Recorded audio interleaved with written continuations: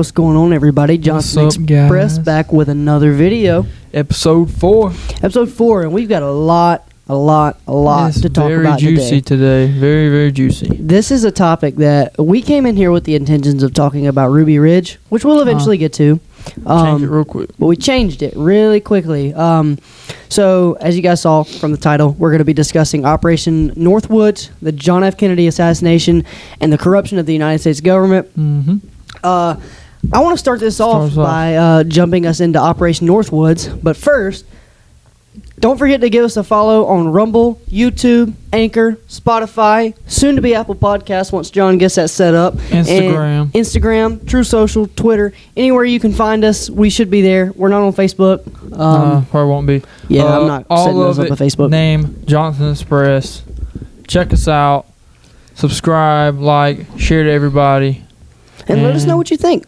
Leave us a comment. Enjoy your stay. Positive or constructive criticism is always welcome. It's always right. And we're not asking you to believe us on any of this. No. All sites references will be down below. For those of you watching on YouTube and Rumble, you've got a little bit more pleasure because we should have these documents kind of sliding across the screen as we're talking about them, which will make your life a whole lot easier. So we're gonna start this off by hopping into Operation Northwoods, which was a proposed false flag operation that started in the Department of Defense in 1962. So I'll let John kind of explain what a false flag operation is. Yeah, I'm gonna explain what a false flag operation is. So it's pretty much we're America, and our enemy is Cuba, for example. We're just going to use this as an example because that's what this is about. Yep. So pretty much where we do something to hurt ourselves in a way and blame it on the other person. So that was pretty much what they were going to do. They were going to kill American friendlies for the gain of blaming another country and starting a war. Yeah, which is kind of messed up if you think about it. Actually, it's not even kind of messed up. It's really messed up. We'll get into exactly what this document included, but they weren't only wanting to hurt United States citizens; they were wanting to hurt Cuban citizens too. They wanted this as kind of an excuse to start a war with Cuba. Most of these are excerpts taken from Wikipedia and other news sources. We've just got the terminology changed around a little bit to kind of fit what we're talking about. But this Operation Northwoods document was initially called The Justification for U.S. Military Intervention in Cuba. Mm-hmm. It was written by the Department of Defense and Joint Chief of Staff Lyman Lewis Lementzer, and it was presented to Robert McNamara on March 13th, 1962, which sucks because that's my birthday. Not 1962, I'm not that old, but March 13th is my birthday. This document called for CIA operatives to stage and actually commit acts of terrorism against the United States, like citizens and military. Mm-hmm. And they were going to blame all of this on the Cuban government as an excuse for, like I said, just for war on Cuba. These acts. You want me to stop? This is a two-man show. Yeah, you're right. It's a two-man show. Can't be carrying all the weight. Some of the acts for this document were blowing up a U.S. ship and blaming it on Cuba, hijacking planes, and then making them appear to be shot down. Or actually shoot them down. Yeah, or actually shoot them down. Possible assassination of Cuban immigrants. So as they're coming to America, just wipe them off. Mm-hmm. Seeking Cuban migrant ships, like the same thing, and then orchestrating violence against U.S. civilians and officials. So like New York City, an explosion or something, and blaming it on Cubans, Florida, wherever.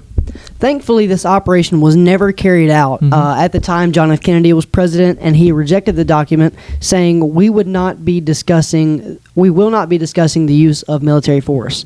And after the conclusion of this meeting between the president and Lyman Lementzer, he was removed. Not the president, Lyman was removed from the Joint Chief of Staff chairman position.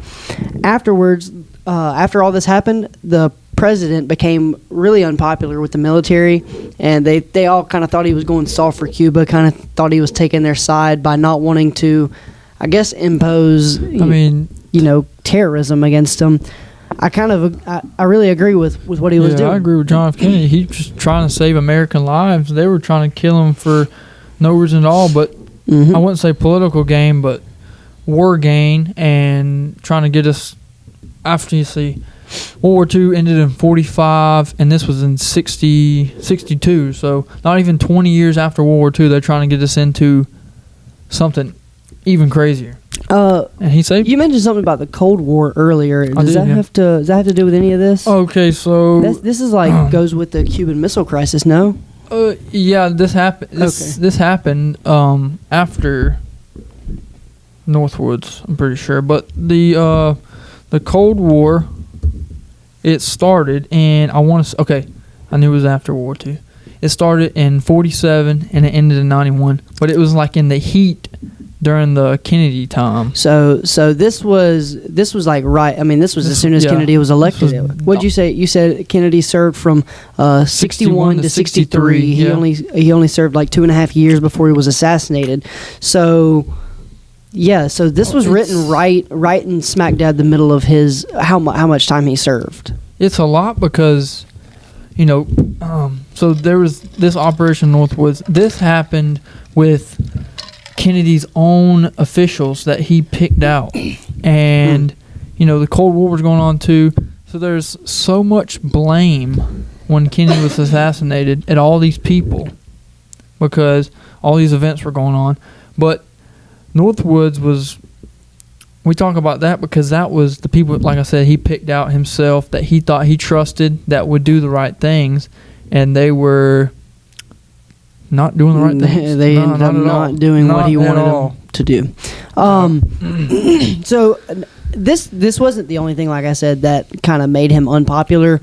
Throughout, between the United States government and Cuba already not liking him, the Prime Minister of Cuba, Fidel Castro, did not like John F. Kennedy. There's theories that revolve around the KGB or the mafia kind of being involved in his assassination. We're not going to go into any of that, but we are going to go into what we believe happened as far as John F. Kennedy's assassination and the corruption of the United States government. And that's why we brought up Operation Northwoods. This is just one of the corrupt, documents that we have released that we can see. God only knows how many more there are that are classified. Still aren't released because I'm pretty sure, we looked up some stuff about the Warren Commission, and that was the thing that they used to investigate the assassination of JFK. Yep. They still haven't released a lot of stuff. Yeah, what was it, a 960-page document? I mean, it was so much. I mean, this is just a snippet of what they did release. There's no telling what else was said to JFK, what he disagreed with, what they were going to do. I mean, who knows? Who knows? Wow, that's wild, man. So we might not ever know. I want to get into kind of the days leading up to JFK's assassination. So, now you said that this mistress of Lyndon B. Johnson. Do you want to get into that later, or do you want to go ahead and talk about that? Well, since we are talking about our own government killing JFK, we can get into it. I mean, okay. So this is just before we get into the actual what happened. The day of his assassination. This was the day before. This was the day before the assassination.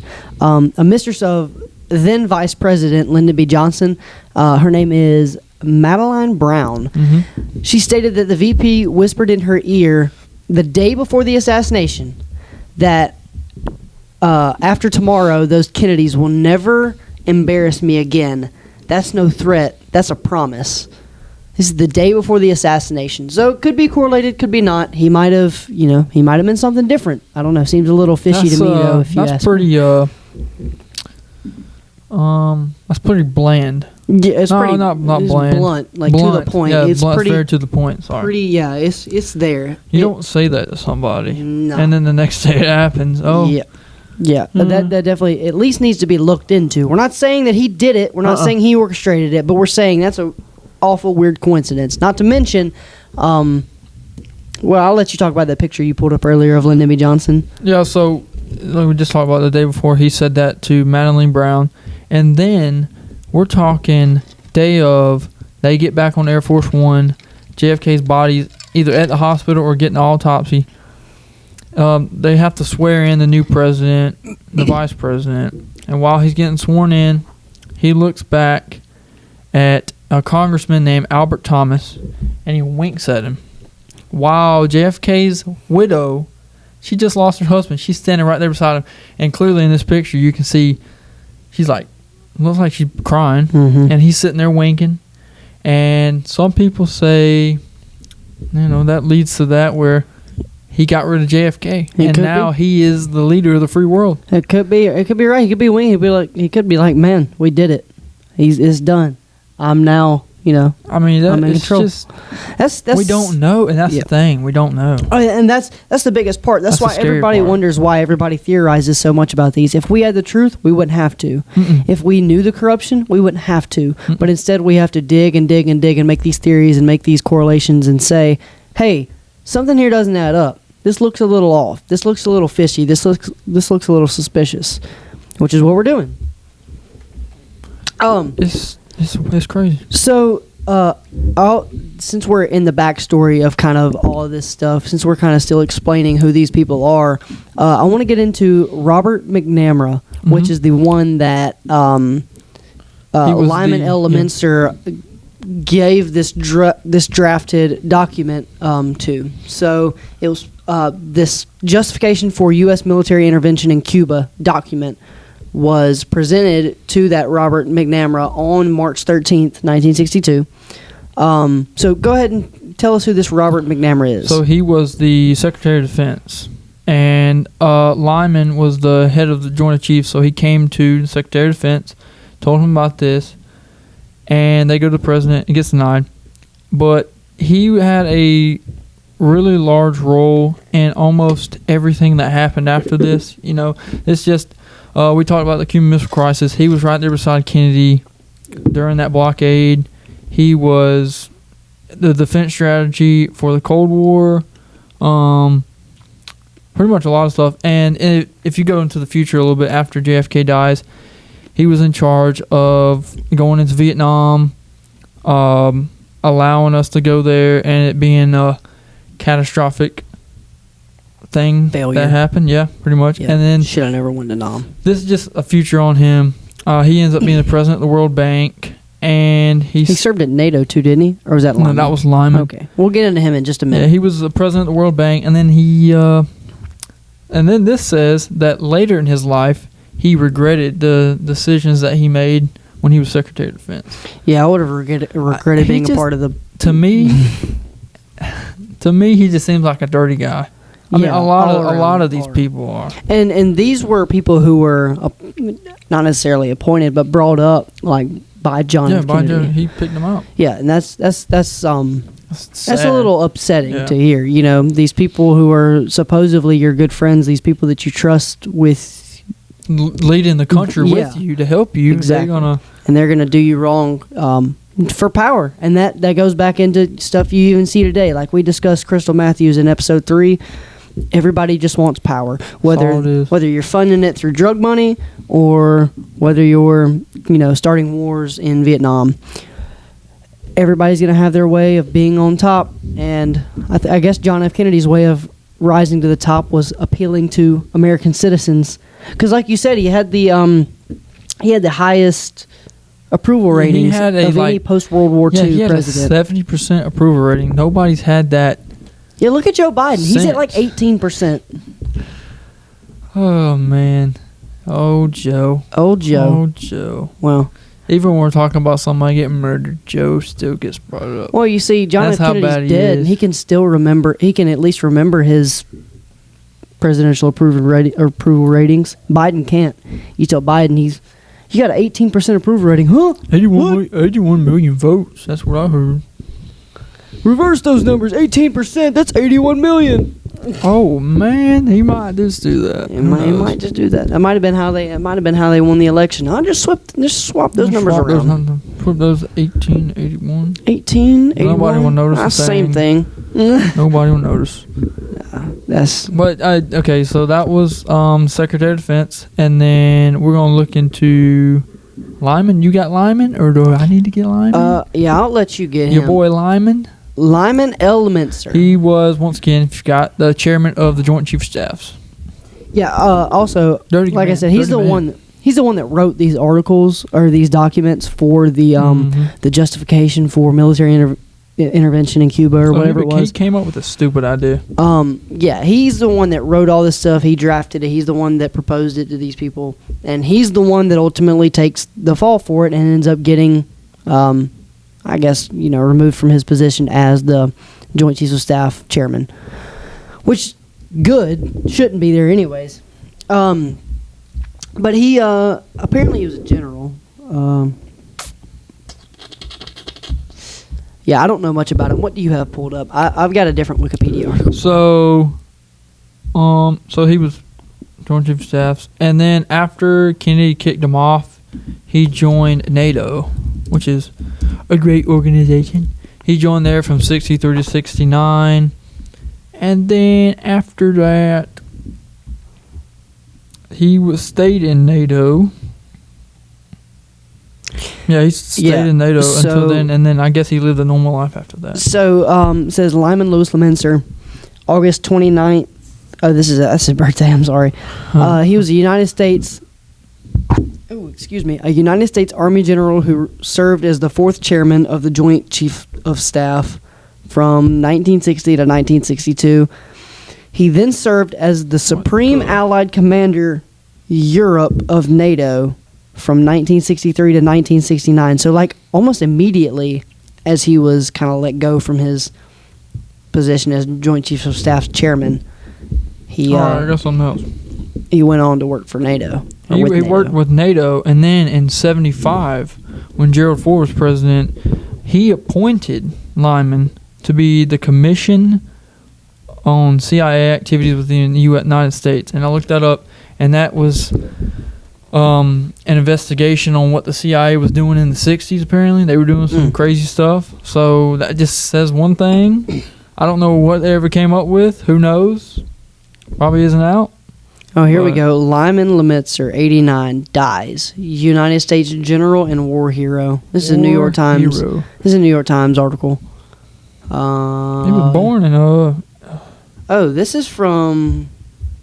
Oh wow! So he passed away a long time ago. Obviously, he was born in 1899. Yeah.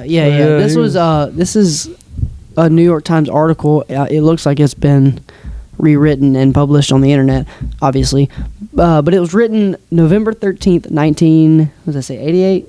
Yeah. By Albin Krebs. Haven't looked into this yet.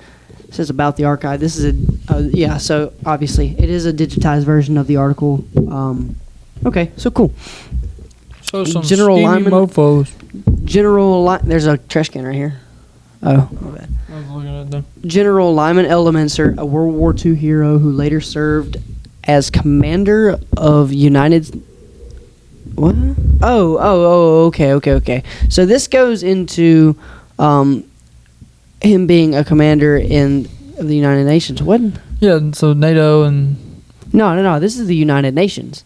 Oh. A World War II hero who later served as the commander of United Nations in the Korean War, Supreme Allied Commander in Europe, and chairman of the Joint Chiefs of Staff.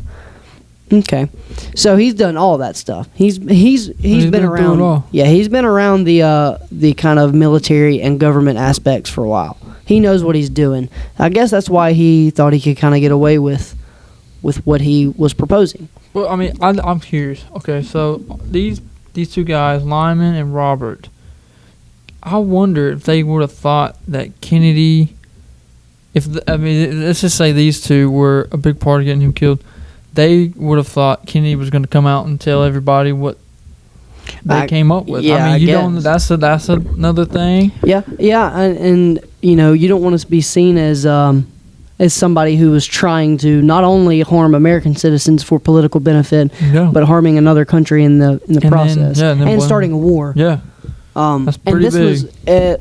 I want to look up exactly when was the Cuban Missile Crisis. I want to say 62. Maybe it was before this. I want to say it was before this. Oh shoot! Yeah, October 1962. So this kind of all pretty much has to play in with each other. I'm pretty sure. The stakes were so high. Yeah. Yeah, that had just happened, and then this happens in 63. So for those of you who don't know, the Cuban Missile Crisis, also known as the October Crisis of 1962, the Caribbean Crisis, wow, it's known by a lot of different names. Do you know the Missile Scare was a 35-day, it was from October 16th to November 20th, 1962. It was a confrontation between the United States and the Soviet Union. That's why I brought that up earlier. Yep. Which escalated into an international crisis when American deployments of missiles in Italy and Turkey were matched by Soviet deployments of similar ballistic missiles in Cuba. So pretty much, it was a blockade. The United States found out that they had matched kind of power.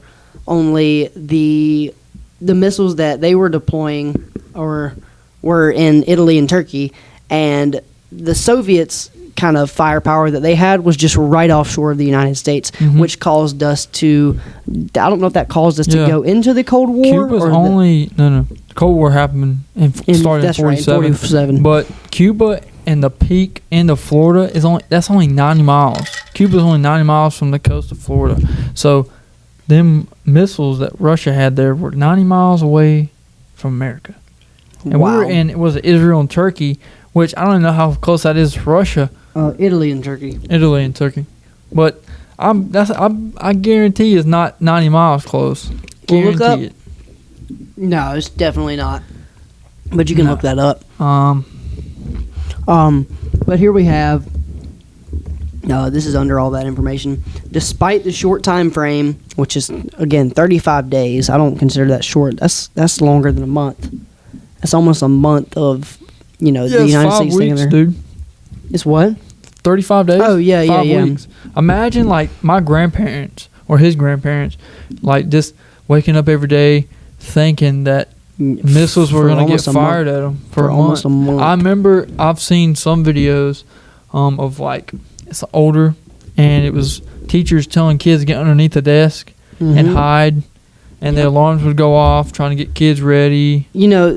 I think that's utter bull too. Them desks are not going to save them kids. Oh, they're not. But I mean, maybe are scared. Maybe the shaking from miles away that might cause, I don't know, ceiling tiles to fall out. Like what we've got here, maybe, but like it's not stopping a nuclear bomb. Yeah, that's not. You getting under a table is not going to stop a nuclear bomb from being dropped on your head. At the time, people were just scared, which I completely understand.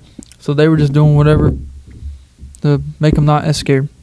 But it goes on to say, despite the short time frame, the Cuban Missile Crisis remains a defining moment in U.S. national security and nuclear war preparation.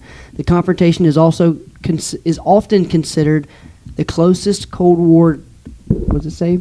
The closest the Cold War came to escalating into a full-scale nuclear war. And I think that's what had the United States so hesitant to do anything about it, is because if we go into a nuclear war, especially with someone as big as the Soviet Union or Russia, or that's death for everybody. Yeah, either Russia or China or any of these bigger kind of first world countries that have as much firepower as we do, that's going to be a little bit more hesitation from the government to take acts on those, even though they had the same firepower. This is 90 miles offshore. Yeah, and I saw Italy from Russia is over 5,000 miles away. Wow. So, they were in our backyard pretty much. Mm-hmm. Yeah, that's terrifying. So, what started the Cold War? Can we get that? Can we see what started the Cold War? Yeah. All right. So after World War II, the Soviet Union got the west side of Berlin, and we got the east side of Berlin. Who's we? The United States got the east side, and the Soviet Union got the west side. It was split down the middle, and there was the what was the wall called? The Berlin Wall. The Berlin Wall. That's what it was.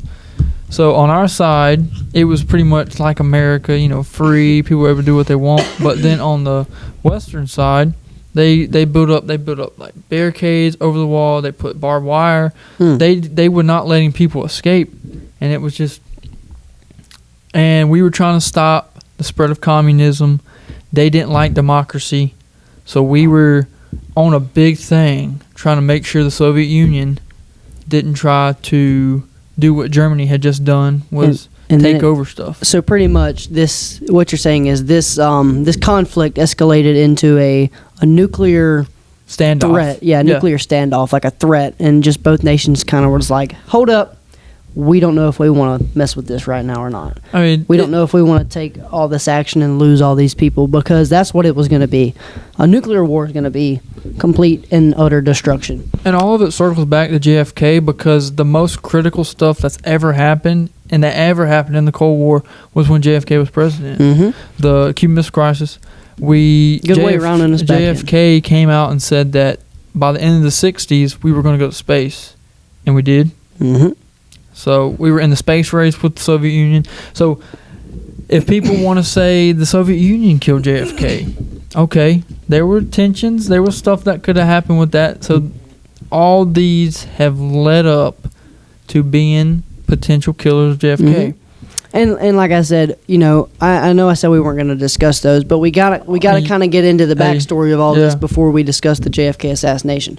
The ones I want to specifically talk about, I don't want to talk about the theories of, the Cuban Prime Minister Fidel Castro. Okay, yeah. I think those have solid base. They have a solid basis. They have good claims. But we want to talk about the inside. But we want to talk about the inside jobs. Yeah. We're more here to discuss the corruption of the United States government. And while that does feed into some foreign interference, most of it has to do with willing United States, souls doing stupid stuff. Ignorant, stupid stuff. Stuff that'll get several thousands of lives killed. The reason we brought up the other things is because these people were kind of connected in a way with this by wanting to attack them or make this happen. That's the only reason we brought that up. But solely, LBJ, Robert, and Lyman, those are the main guys that were at home that we think maybe not. Maybe not. I don't know if Robert or Lyman were necessarily in it. I definitely think they might have had a part in it, but I don't think that they were, part of the biggest scheme. I think with hearing all this stuff about Lyndon B. Johnson, he told that mistress of his that those Kennedys weren't going to embarrass him anymore. There's several people that think that there's more than just even that and the wink that goes on into Lyndon B. Johnson's connection to the JFK assassination. I would almost believe, not that he orchestrated it, but he was one of the higher ups. I would say project. Yeah, I would say he had a big part, because I don't even think they liked each other, because John F. Kennedy was a Democrat and LBJ was a Republican, and I'm guessing JFK knew that he needed to bring a Republican on to try to help him win the southern states. I guess. But something must have happened. Enough with the theorizing. Let's get into the actual facts. What happened the day of the JFK assassination? Now, I'll be honest. Before today, I didn't know much, and I still feel like I don't. So I'm going to let John take it away on this one, and I'm going to just kind of bounce in when I can and some information. Okay, so I know that started out, they were going to come down I forgot the road, Fort Worth. They were in Fort Worth, Texas. They were going to come down the road, past the depository, and I'm pretty sure he'd already spoke that morning. He was going to come down and wanted to see the crowd. That's the reason he had the convertible top down, because he wanted the people to see him. He wanted to win the state of Texas, because he had barely won it when he won in 1960. Yep. He was going down, and do you want to talk about the assassination now? Or? Yeah. Let's go right into it. So he was coming down by this. What did Oswald shoot out of? It was a warehouse in Texas, wasn't it? It was the Union Depository. Apparently, he was looking out. I think he was looking out a window. Saw saw Kennedy go down the road and fired 3 shots, and then one into the chest and then 2 into the head. Mm-hmm. Okay, yeah. And there's a film, you can actually find this film. It was what's the Zapruder film, I believe. And it visually, like, you can see all of it happen. You can see the first lady kind of crawl out of the back of the Lincoln too. She was trying to get out. Yeah, right away. Yeah, and it's brutal. I mean, you can see his brains kind of get splattered all over her. No wonder they couldn't find his brain. That's another court document we're going to go into later. Not a court document, but a piece of factual information. They never found his brain. Mm-mm. That's probably why. And I wish I could figure out what caliber bullet that they stated he used. Then after Oswald shot JFK, he ran away. He went outside of the Union Depository, and everybody's flipping out. And then he actually ended up killing a cop too that day. Mm-hmm. Then he ended up being killed that day too. It was actually a couple days later. Oh, it was a couple days later. It was after he was caught. Yeah, they found out. They went inside the Union Depository, found the gun sitting on the windowsill, and they found out it belonged to Oswald. They brought him into incarceration. 2 days later, they're transporting him out, and then he's shot and killed.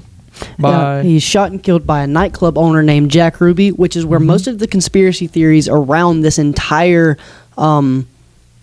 event kind of started from. They take off from there. Obviously along with the backstories of a lot of this stuff, but mainly people are wondering, how in the hell was this guy killed when he just assassinated a president and killed a police officer? Was it Jack Ruby said that he was he killed him because he was trying to spare Mrs. Kennedy for having to come to a trial. Yep, it was I don't think that's good enough. I don't either. Think so. So a lot of weird stuff, First off, Lee Harvey Oswald is shot and killed a few days prior to the assassination of a president, and his conviction. After. Yeah, and the death of a police officer that he shot. Mm-hmm. And then we get into the autopsy. We're going to get into the autopsy here in just a few minutes, and the autopsy reveals a few discrepancies when it comes to the angles the bullets came in from, and even the placement of where they ended up at. Just a lot of discrepancies go around this entire thing, and it's all on film. The Zapruder film, it's all on film. We can kind of see almost where these bullets are coming from, and I think that's where people said, let's look into this a little bit more. What was that? Just everything. I mean, so you said that how the bullet placement was and everything like that. Yeah. The magic bullet theory. There's something called the magic bullet theory, and it was that this bullet goes through JFK's shoulder, out. I think it went out through his neck. I want to say upper shoulder, neck area, goes through the governor's leg, and then somehow comes out of his leg and is just sitting in a seat. Mm-hmm. And there's nothing wrong with the bullet. We got a picture of it. Yeah, we'll slide a picture across the screen right now. So this is pretty much just basing this is pretty much just restating what we just told you. On November 22nd, 1963, Lee Harvey Oswald fired a shot with enormous repercussions. The bullets that left his bolt... Oh, okay, no, this is actually new information. The bullets that left his bolt-action Carcano M9138 rifle from a sixth floor window of the Texas School Book Depository in downtown Dallas killed the President of the United States. Okay, so like we said, there was 3 bullets. None of these articles really have the information that I was looking for. So I'm sorry. I do got a picture right here, and it is you can see where the bullet came out of his throat right there. Yeah, wow. And then it goes to his back right there. So I guess it kind of like went up a little bit. Yeah, I'm just going to say that bullet, that's not bouncing around inside of somebody. That's breaking bones and puncturing through. Oh, it's messing up that bullet too. Oh, yeah, that bullet's not going to look that perfect. Yeah. No. So just a lot of things revolving this don't add up. No, I mean nothing does. It's just the way that the bullets came in, the fact that it landed in the seat and looked perfectly fine. And they have a picture of it. They just found it. Like they were looking in the car and they just found it sitting there. I don't know. I don't want to say nothing. No, let's hear it, John. All right. Let's theorize a little bit. Did that bullet even go through anybody? I don't know. Maybe the bullet wasn't even used. Was it planted there? Was it just like they said, oh, we're going to use this one. We're going to say this was the bullet. And it could have been planted there. Like, we don't have all the information on this, but it could have been planted there. Somebody could have laid it there and said, this was the caliber used and not, a different caliber. So it shows in this picture, he was shot in the back, the throat, and then there's an indentation in the back of his head right here. I don't... Show me that. Can you see the indentation? It says... Oh, towards the top of his skull. Yeah, towards the top up there. I don't know where the doctor's got it. He got his finger. Oh, it's right there. That is... Where does that bullet exit, though? There? Well, did it come... I would almost say that the one that hit him in the... Didn't you say one of them hit him in the shoulder? Maybe the one that hit him in the shoulder came out of his throat. Like the back, probably... That one probably came out there. But where's that bullet? I have no idea. I mean, that's what I don't understand. Like, and was he shot from the front? Because it kind of looks like at first when he's shot, he's holding here in the video. Yeah. And he's like this, and he's looking at his wife. Then he's... Yeah, and then he's just done. And the second bullet almost looks like it comes directly from the side and just, blasts so his weird. face. Honestly, if I could travel back in time, honestly, for anything, it would be this. Yeah, I would be looking around. What in the world? Who's here? So I guess, all right. So he was riding through. Oh, also, I want to say, by the way, Lee Harvey Oswald was on the FBI's top 10. Yeah, he was in there. He was on one of their on the watch radar lists. Yeah, he was on their radar. They knew about him, but nobody decided to inform Secret Service that, hey, by the way, the place y'all about to pass through, there's an FBI watch list person there. He actually worked at the Union Depository. Yeah, that's what I'm saying. Yeah. I mean, this, you don't want to let the Secret Service know, hey, this guy works there. You know, exactly. And so you've got this FBI watch list, I guess, contender, or he's on the watch list, so he's not a contender. He's on it. Who's living in a particular area of the United States that the president is about to pass through in order to gain political favoritation over that area, and then he gets offed. That's pretty much the story. So now all we have to do is look into the things surrounding the story that don't add up, like the bullet that's off to the side after he's been shot, the bullets going in and coming out of places that they should have not been able to go in or come out of given the direction the bullets were coming from. So why does nobody discuss this? Why does nobody talk about this? Why does everybody chalk it up to Lee Harvey Oswald just being a pissed off citizen that killed the president? It's got to be more than that. So I look at it as, if I'm during that time and the president is assassinated, time is definitely different today, but back then people were so scared and they came up with that. And I mean, who knows how many Americans actually believe it, but at the time it was like, just that makes sense. Okay, they found an enemy. They found somebody to point the finger at. Lee Harvey Oswald. Okay, he's the guy that did it. 2 days later, he's killed. That's it. End story. The murderer, the guy who killed the president, is now dead. That's it. Case closed.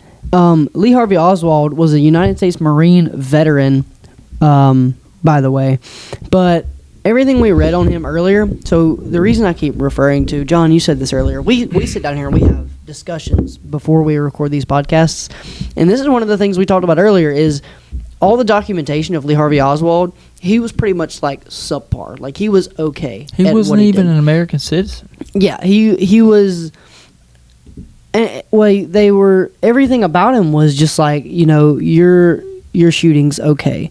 Your abilities are okay, like your strength, your speed, you know, everything's okay. Your literature is okay. Like, you're nothing special. So you expect me to believe that this nothing special guy who's on the FBI watch list just randomly up and commits this horrible, heinous crime? One of the biggest killings in history. Yeah, I mean, John F. Kennedy was the youngest president. I want to say still is the youngest president to have ever passed away. That's and why. to ever be president. Yeah, and there's like I said, there's a lot of controversy, or not controversy, but contradictory statements of people. God, no, I guess that wouldn't be the way to put it. Not contradictory. What would be the word? A lot of people liked him. A lot of people didn't. I wouldn't call it. I guess it is controversy. There's a lot of controversy over him. Yeah, I guess I can't pick my words out today.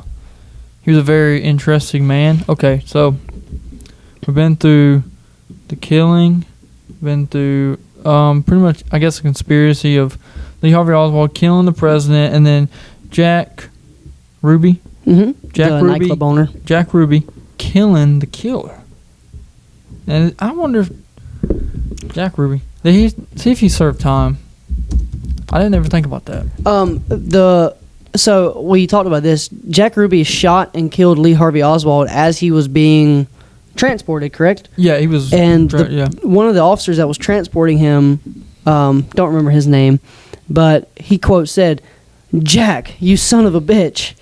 So they knew that what he did was wrong, but like, I don't. Did he ever serve time? I guess that's what we're gonna look into. That's Jack Leon Ruby, born Jacob Leon Ruberstein, was an American nightclub owner who murdered Lee Harvey Oswald when he fatally shot him on November 24th. So this was only the day after.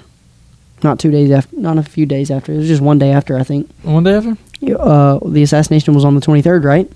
Or the 22nd? Pretty sure it's 22nd. But... Yeah, 22nd. Yeah. 2 days after. Okay, so it was 2 days after. But it doesn't say he was... It doesn't say he was charged. Doesn't say Jack Ruby was charged. Oh, he does have a mugshot here. I'm sorry. But it doesn't say what he was specifically charged with. So, and a lot of this research that we're doing is just kind of off the top while we're on the podcast. Yeah. We kind of set up a lot of this before we get into it on the podcast, but most of this stuff is just stuff you can like research yourself. And that's why it takes us so long to kind of conclude what we think about these topics. Crap. Hey, we didn't look this up. Jack Ruby died of cancer before the second trial in 1967. Wow. What the heck? Wow. So let's look that up. JFK was killed by Lee Harvey Oswald. Lee Harvey Oswald was killed by Jack Ruby. Jack Ruby dies of cancer. Cancer got him. What are the chances that somebody gave him cancer? I'm just saying. I don't know. I don't know. So let's talk about some more government conspiracies. What do you think? Why do you think they killed him? Why do you think they went through all this trouble to find someone, Lee Harvey Oswald, to kill him, and then find someone to kill the killer? And then the killer be dead in 4 years. Yep. So why would they do that? Why would they even target John F. Kennedy like that? Well, because he opposed operations such as Operation Northwoods. There was several more corrupt things that Kennedy exposed and kind of did away with throughout the 2.5 years that he was able to serve. Yeah. So he had a lot of political bias against him. A lot of people didn't like him. So, and that's one of the main bases for this theory, that he was killed by the CIA. Because he wasn't liked by any of them. He wasn't liked by any of them, and I think I would say it's almost valid. You know, with all the things that don't add up, it's almost valid. Yeah, because I guess they thought JFK was the guy that would, let this stuff happen, and then when he didn't, I just wonder if they're like, all right, we're going to turn on this guy now. He don't want to play by what we do.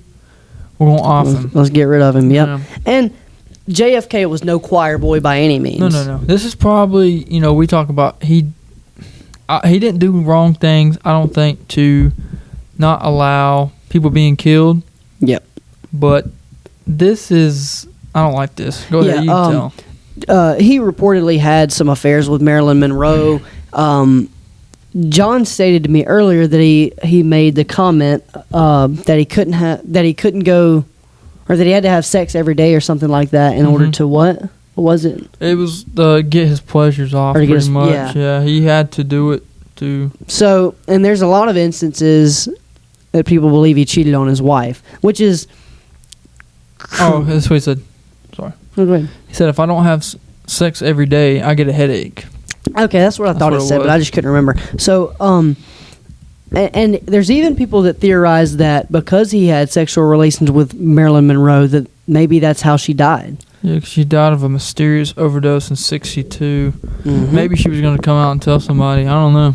So, let's look up when was her death.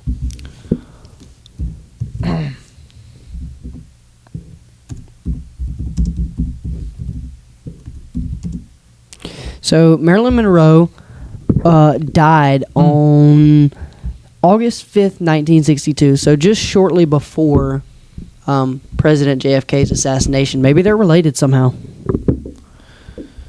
I don't know. Maybe his wife did something. Maybe his wife said, I have no idea, man. But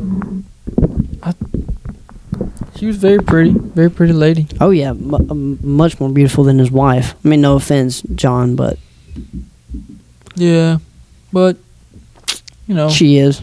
Like he did better with your side pieces than he did with your main piece. He not only cheated on her, or with her, he did it with. Apparently, he said when one of his aides, he would get him to bring women in. They'd have. Oh yeah, they'd have skinny dipping pool parties at the White House when his wife was gone. Yep. That's wild. So yeah, so John F. Kennedy's no choir boy either, but it's definitely worth mentioning that. When did we state the Cuban Missile Crisis happened again? It was in October of 1962. So the Cuban Missile Crisis happened while he was alive. Mm-hmm. Do you think he handled that well? I mean, obviously we didn't get blown up. Well enough that we didn't get blown up, but I guaranteed them aides were trying to get him to make a move. I would guarantee, Mr. President, they're 90 miles away. Line them up. Click the button, Mr. President. And I mean, he could have done it. He could have. We might not be here today if he would have. That's very true. Very true. Oh, we're coming up on 60 years of that too this year. Yeah, man, it's wild. Wow. It's wild. But yeah, he opposed Operation Northwoods. He didn't want to inflict any kind of harm on the Cubans or even the Russians, even though we were in this this crisis, this Cuban Missile Crisis, this Cold War. And as tensions had escalated, it's almost like he was more and more calm. And I think it kept more and more people safe. But for the political gain of these other leaders like Lyman or Robert or even Lyndon B. Johnson, that they used their power to kind of orchestrate these fallacies like the media does today, or even crimes, and covered them up in order to put John F. Kennedy in the situation he was put in to be so hated. He did the right things at some point, saving us from dying, but he also was not a really great man, it seems like. Yeah, but none of us are the best man. But yeah, he definitely was no choir boy. He was cheating on his wife. He was taking several prescription drugs. He wasn't really healthy. Yeah, after the war, he had a messed up back. I think in terms of his mental health, John F. Kennedy, probably the reason he ran for president was because he knew that, I don't know, just from what I've gathered, he kind of seems like, oh hell, I'm on all these prescription drugs, my back hurts, and I'm already cheating on my wife. Hell, might as well just take it further. Yeah. He wanted to make everybody else's life better, I guess, and which is why he fought, which is why he served as the president. He was a flawed human being like us all, but I don't think that justifies his death for disagreeing with CIA No, I don't think operations. anybody should be killed for anything like that. Yeah. So I mean, you come to your own conclusions about it's that. still a mystery today. Nobody's. I don't know if we'll know in our lifetime. That would be really nice, though. Yeah, and that's everybody wonders why we have to pick out these conspiracy theories. It's like we don't know. We don't know the truth. Mm-mm. It could have been Fidel Castro. Fidel Castro could have came over here and shot him himself, and It we could have would been have the never mafia. known. It could have been the mafia. Could have been a police officer. That film could have been, hell, that film could even be fake for all we know.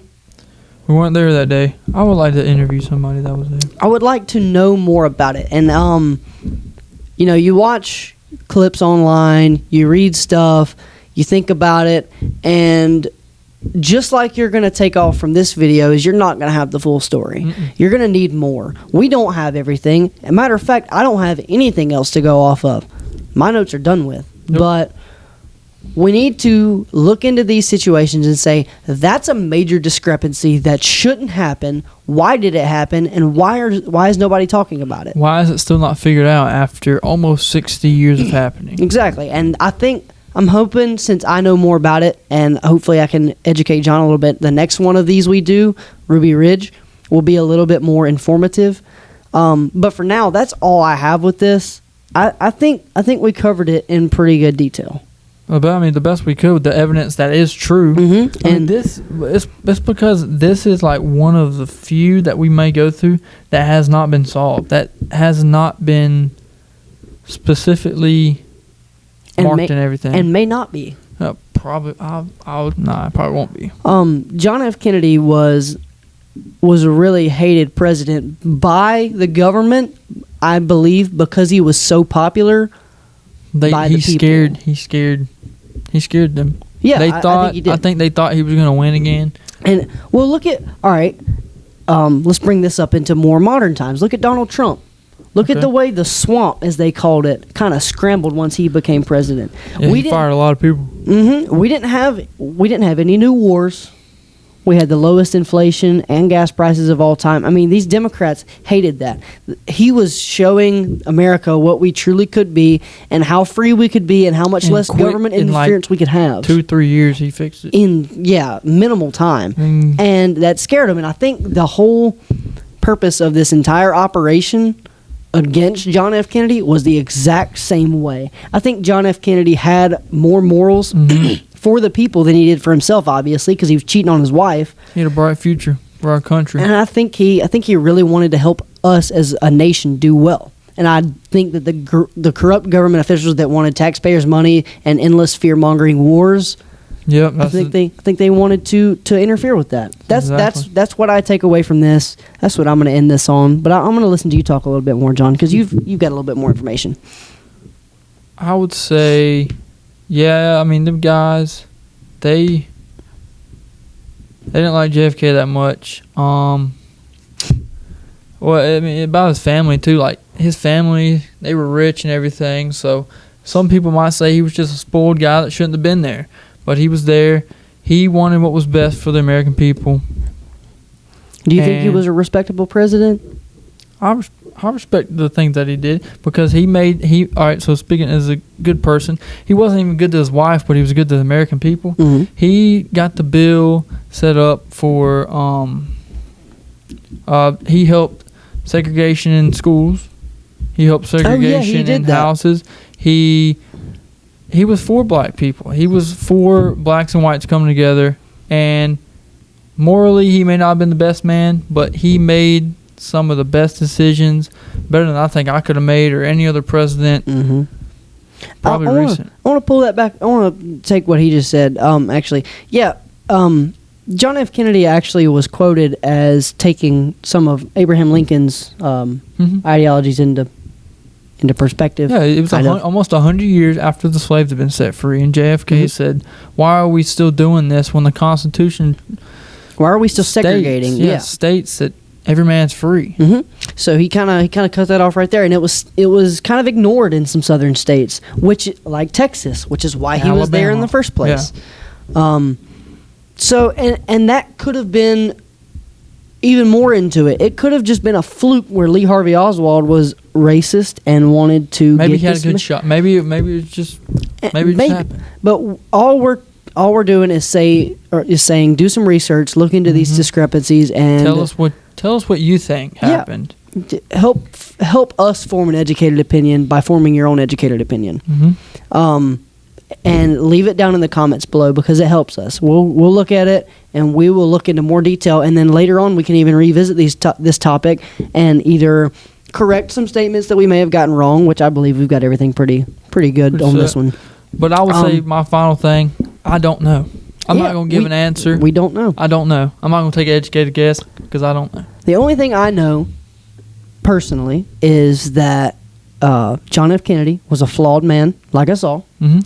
And he seemed to, at the very least, take into consideration what the American people wanted or what was safest for the American people. And that's what a president's supposed to do. I think that's all they're supposed to do. That's what presidents are supposed to do, and I think that's what caused his assassination. I think that people saw this and wanted it for themselves and didn't like the fact that he was running stuff the way he was running it because he didn't want power.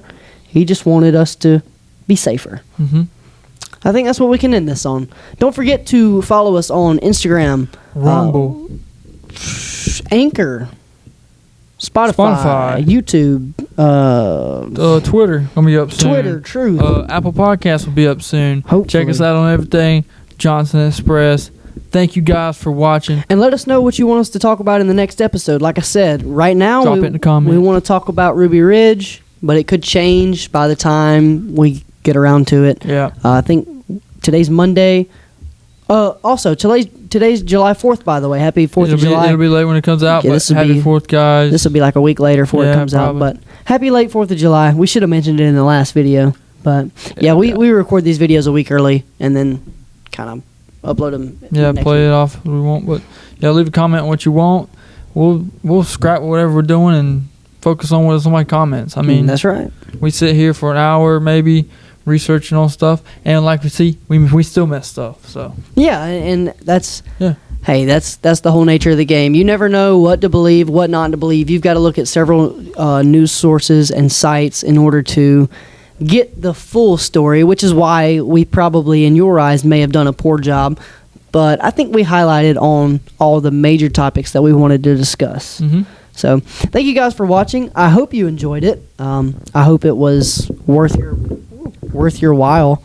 You got anything else to say, John? I think that's it. That's it. Appreciate y'all watching. Tune in for the next one, and we'll see you guys in a week. Bye. Peace out, guys.